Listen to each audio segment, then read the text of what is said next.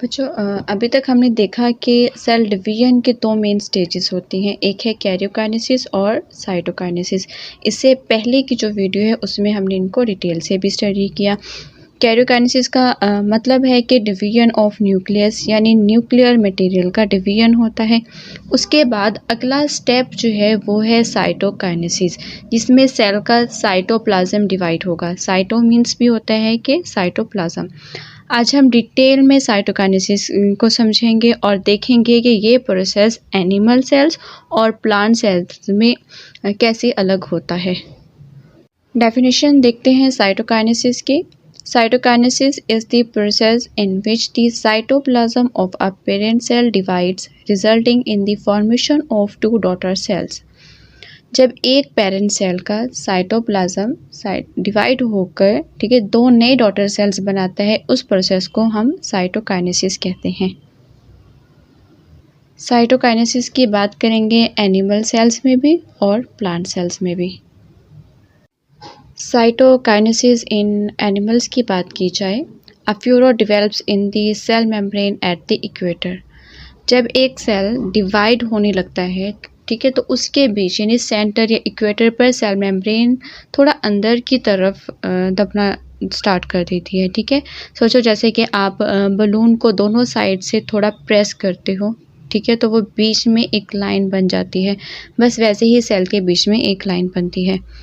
At this furrow, the cytoplasm contains a ring of microfilaments.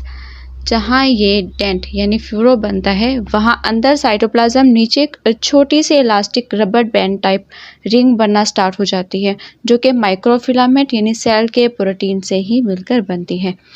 The microfilaments ring contract pulling the membrane inward. ये microfilament rings जो है वो आहिस्ता आहिस्ता सिकुड़ती है यानी कॉन्ट्रैक्ट होती है, और जैसे जैसे ये सिकुड़ती है सेल मेम्ब्रेन अंदर खींच जाती है। ठीक है, आखिर में सेल बीच से बिल्कुल कट जाएगा। हुआ क्या कि जब सेल जब डिवाइड होता है तो बीच में एक डेंट यानी फ्यूरो बन जाता है। उसी डेंट पर एक माइक्रोफिलामेंट की इलास्टिक रिंग आएगी। ठीक है, ये रिंग टाइट होती जाती है और सेल को खींचकर दो इक्वल पार्ट्स में तोड़ देती है, जैसे कि एक बलून या फिर रबर बैंड से चीज़ों को दो हिस्सों में स्प्लिट हो जाती हैं, उनको स्प्लिट किया जाता है। Furrow deepens and pinches the parent cell into two daughter sales.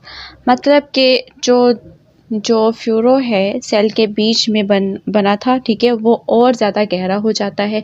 जैसे वो गहरा होता जाएगा सेल की मेम्ब्रेन बिल्कुल मतलब बीच से जो है वो पिंच हो जाती है और पेरेंट सेल दो छोटे सेल्स में डिवाइड हो जाते हैं। की पॉइंट्स है कि division occurs by cleavage furrow formation. इस पूरे प्रोसेस का नाम है वो है क्लीवेज फ्यूरो फॉर्मेशन। ठीक है, मतलब जब सेल के बीच वाली लाइन यानी फ्यूरो बन जाएगी, ठीक है, वो और वही सेल को तोड़कर दो पार्ट्स में डिवाइड कर देती है।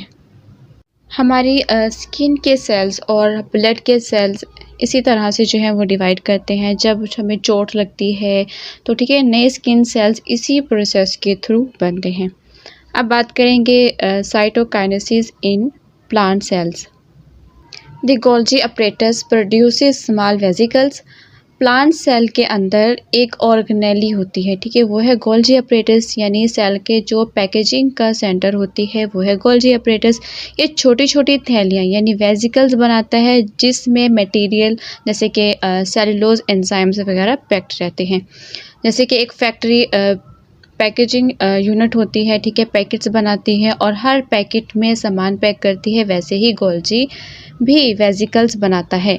These vesicles move to the center of the cell and fuse together to form a plate called the cell plate यानी फ्रेगमोप्लास्ट। ये सब वेजिकल्स एक जगह यानी सेल के बीच में आके जो है पर जाकर इकट्ठी होना स्टार्ट हो जाती हैं, ठीक है, आपस में जुड़ेंगी, फ्यूज़ हो जाती हैं। जब ये फ्यूज़ होंगी तो एक नई लाइन यानी प्लेट बन जाएगी, ठीक है, उस प्लेट को उस सेल की प्लेट को हम नाम देते हैं फ्रेगमोप्लास्ट। ठीक है, जैसे कि आप लोगों जो है ब्लॉक्स जो होते हैं उनको मतलब एक जगह ले जाकर जोड़ते हो, ठीक है, और एक वाल बना देते हो, बिल्कुल वैसे ही वेजिकल्स जो हैं वो जोड़कर एक सेल प्लेट्स बनाती हैं। The plates grows outward until it reach and fuse with the cell membrane.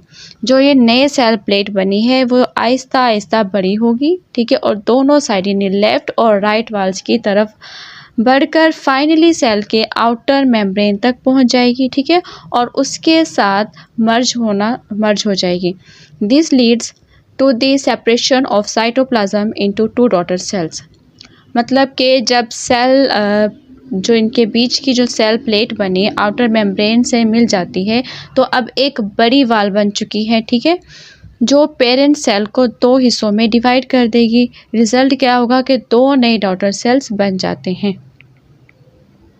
वैसे ही एक पेरेंट प्लांट सेल दो डॉटर सेल्स में डिवाइड हो जाएगा।